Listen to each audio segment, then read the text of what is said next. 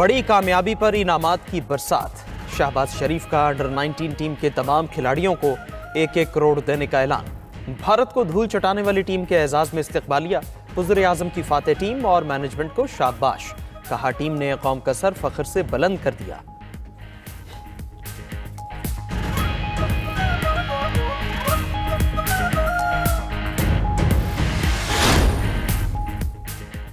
दुनिया field marshal Syed Asim Munir की सलाहियतों की मोतरफ सैयद आसिम मुनीर को आला तरीन सऊदी कौमी एजाज से नवाज दिया गया। ISPR के मुताबिक फील्ड मार्शल और सऊदी वज़ीर दिफा की मुलाकात। इलाकाई सलामती, दिफाई अस्करी ताउन पर तफसीली तबादला ख्याल।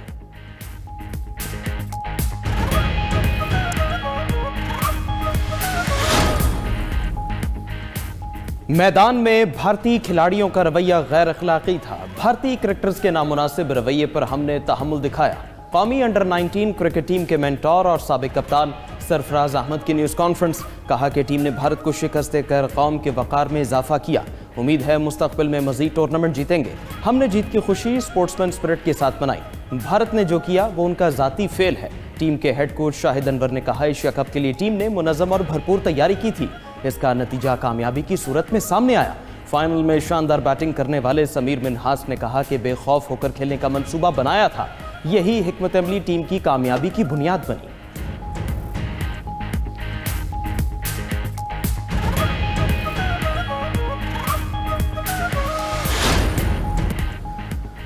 सदर ममलिकत आसिफ अली जरदारी की बगदाद में ज़ियारत मुक़द्दिसा पर हाज़िरी। सदर ममलिकत ने हज़रत शेख अब्दुल कादिर जलानी रहमतुल्लाह अलैह के मज़ार पर फातिहा ख़ानी की। सदर ममलिकत ने काज़मिया मुक़द्दिसा में इमाम मूसा काज़िम अलैहिस्सलाम और इमाम तकी जवाद अलैहिस्सलाम के रोज़ों पर हाज़िरी दी। सदर ममलिकत ने उम्मत मुस्लिमा के अमन, इत्तेहाद और सलामती के लिए दुआ की। आसिफ अली जरदारी ने रोज़ा काज़मिया में ज़ायरीन की किताब में अपने तासुरात कलम बंद किए। आइमा अहले बैत अलैहिस्सलाम की तालीमात को इल्म, सब्र, हिकमत और अखलाकी कुव्वत का दायमी सरचश्मा करार दिया। सदर आसिफ अली जरदारी ने इमाम आज़म अबू हनीफा रहमतुल्लाह अलैह के मज़ार पर भी हाज़िरी दी। तमाम मज़ारात के मुंतज़मीन और मुबल्लिगीन से मुलाकातें। सदर आसिफ अली जरदारी का दौरा इस्लामी वर्से से वाबस्तगी और उम्मत मुस्लिमा के दरमियान इत्तेहाद व यगानगत के फ़रोग़ का मज़हर है।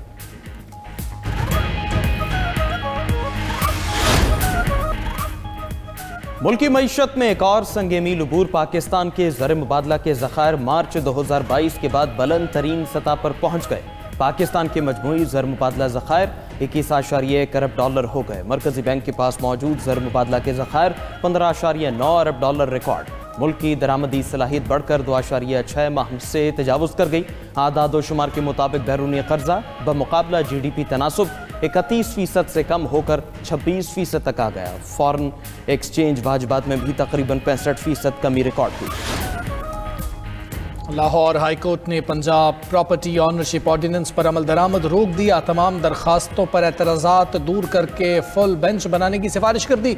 अदालत ने प्रॉपर्टी ऑनरशिप ऑर्डिनेंस के तहत दिए गए कब्जों को वापस कर दिया। अदालती हुक्म पर चीफ सेक्रेटरी पंजाब अदालत के रूबरू पेश। चीफ जस्टिस आलिया नीलम ने पूछा कि DCs कैसे प्रॉपर्टी के फैसले कर सकते हैं। हुकूमत को बताइए कि अगर ये कानून रह गया तो जाती उम्रा भी आधे घंटे में निकल जाएगा। रिमार्क्स दिए कि चीफ सेक्रेटरी साहब, लगता है आपने ये कानून नहीं पढ़ा।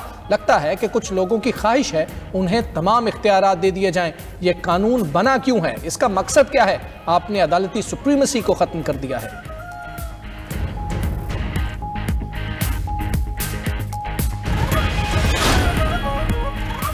सिंध का नया इंस्पेक्टर जनरल ऑफ पुलिस कौन होगा? 3 सीनियर पुलिस अफसरान के नाम शॉर्टलिस्ट कर लिए गए। जावेद आलम ओढो, अमीर शेख और आज़ाद खान के नामों पर गौर।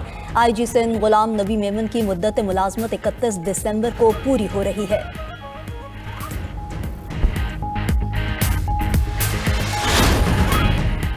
गवर्नर खैबर पख्तूनख्वा फैसल करीम कुंडी ने बानी PTI को किसी और जेल में मुंतकिल करने का मुतालिबा कर दिया। कहते हैं हमारा सूबा किसी भी किस्म की महाजराई का मुतहम्मिल नहीं हो सकता।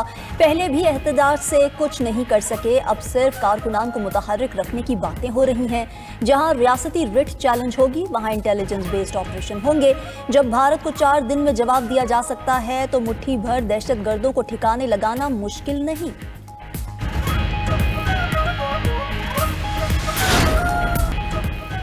सिंध के लिए 1018 अरब रुपए की जामे तरक्याती हिकमत अमली मंजूर। वज़ीर आला सिंध मुराद अली शाह की ज़ेर सदारत तरक्याती और सरमायाकारी मनसूबों से मुताल्लिक़ इजलास। वज़ीर आला ने तमाम नए मनसूबों में डिज़ास्टर रिस्क को शामिल करने की हिदायत कर दी। सूबाई सालाना तरक्याती प्रोग्राम के तहत 520 अरब रुपए मुख्तस। सड़कों के इंफ्रास्ट्रक्चर के लिए 582 अरब रुपए का मनसूबा तैयार। कराची की सड़कों के मनसूबे के लिए 194 अरब रुपए मुख्तस। शाहराह भुट्टो मलीर नदी पुल और अंडरपासेस कराची मनसूबों में शामिल। सक्खर में खवातीन यूनिवर्सिटी और 9 नए कैडेट कॉलेजेस कायम करने का ऐलान।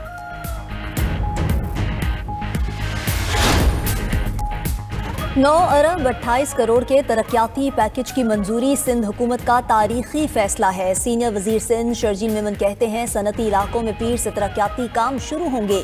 मंसूबों के मेयार, रफ्तार और शफाफियत पर कोई समझौता नहीं होगा। सनती इंफ्रास्ट्रक्चर की बहाली से ट्रांसपोर्ट और लॉजिस्टिक्स में बेहतरी आएगी। कराची को दोबारा मजबूत सनती मरकज बनाने के लिए काम कर रहे हैं।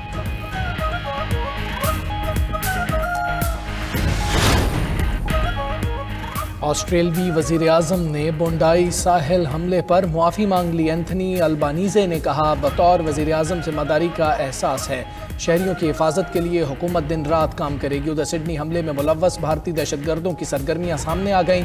पुलिस ने बोंडाई हमले की तहकीकाती रिपोर्ट अदालत में पेश कर दी। हमलावर कई माह से हमले की मनसूबाबंदी कर रहे थे। दहशतगर्द हमले से पहले असलहा चलाने की तरबियत लेते रहे। भारतीय शहरी साजिद अकरम और नवीद अकरम असलहा कंबल में लपेट कर घर से बाहर लाए। हमलावर हमले से 2 रोज कबल बोंडाई बीच का जायजा लेने भी गए थे। अमेरिका और वेनेजुएला के दरमियान कशीदगी में इजाफा। वेनेजुएलियन फौज ने शहरियों में असलहा तकसीम करना शुरू कर दिया। हुकाम के मुताबिक अवामी जंगजू गिरोह तश्कील दिए जा रहे हैं, जिनका मकसद अमरीकी जारहियत की सूरत में मुल्क का दिफा करना होगा। अमरीका ने मुल्क पर कब्जे की कोशिश की तो मुसल्लह गिरोह फौज के साथ मिलकर मुजाहमत करेंगे। अब तक अमरीकी हमलों में वेनेजुएला की 29 कश्तियां तबाह और 104 अफराद हलाक हो चुके।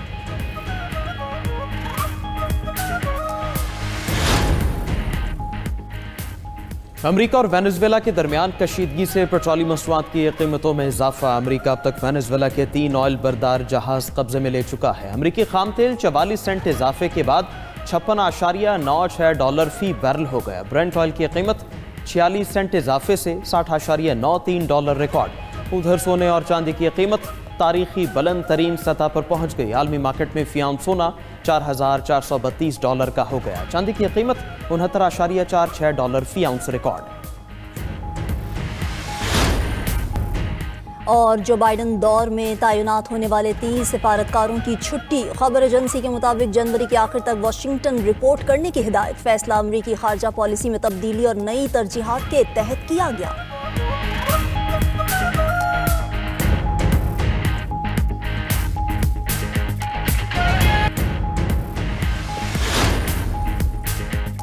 ईरान अपने मिसाइल प्रोग्राम पर किसी मुज़ाकरात का हिस्सा नहीं बनेगा। तर्जुमान ईरानी वज़ारत ख़ारजा ने वाज़ेह कर दिया। कहा मिसाइल प्रोग्राम सिर्फ दिफा के लिए तैयार किया। कौमी सलामती और दिफा पर कोई समझौता नहीं करेंगे, चाहे दबाव कुछ भी हो।